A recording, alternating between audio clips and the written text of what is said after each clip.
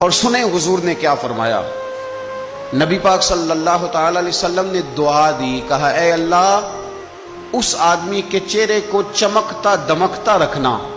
کیا دعا ہے، اور دی اس محبوب نے ہے کہ جو جب دعا کرتے تھے تو اعلیٰ حضرت بریلوی فرماتے ہیں قبولیت نیچے آ جایا کرتی۔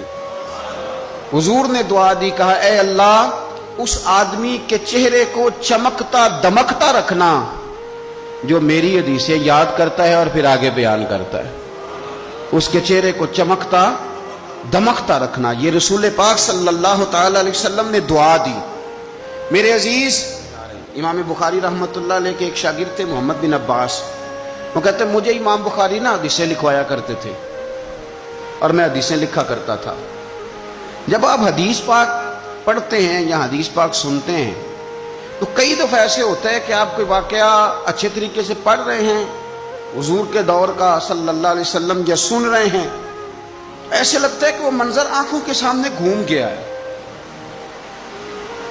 تو امام بخاری رحمۃ اللہ تعالی علیہ اپنے شاگرد کو حدیثیں لکھوا رہے تھے تو ایک خاص حدیث پاک کے لحاظ سے آپ نے فلسفہ بیان کیا۔ انہیں چونکہ حدیث پاک کے مشن سے پیار بڑا تھا امام بخاری کو، فرماتے ہیں 500 دینار میری ماہانہ آمدن ہے، میں ساری نبی پاک کے دین کے طالب علموں پہ خرچ کر دیتا ہوں۔ یہ مشن سے پیار ہے۔ تو امام بخاری رحمۃ اللہ تعالی علیہ کے شاگرد محمد بن عباس فرماتے ہیں میں حدیثیں لکھ رہا تھا تو انسان تھک جاتا ہے، کہتے میں لکھتے امام صاحب چونکہ لکھواتے جا رہے تھے تو میں تھک گیا۔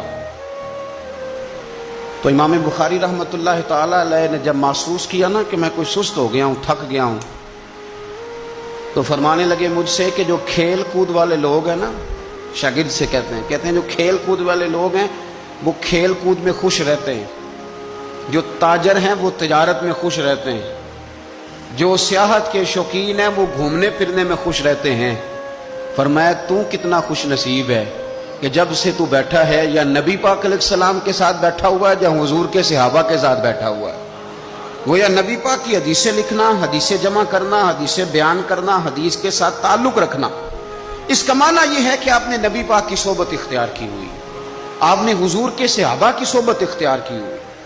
حدیث پاک کو یاد رکھیں، حدیثیں اپنے ذہن کے اندر بٹھائیں۔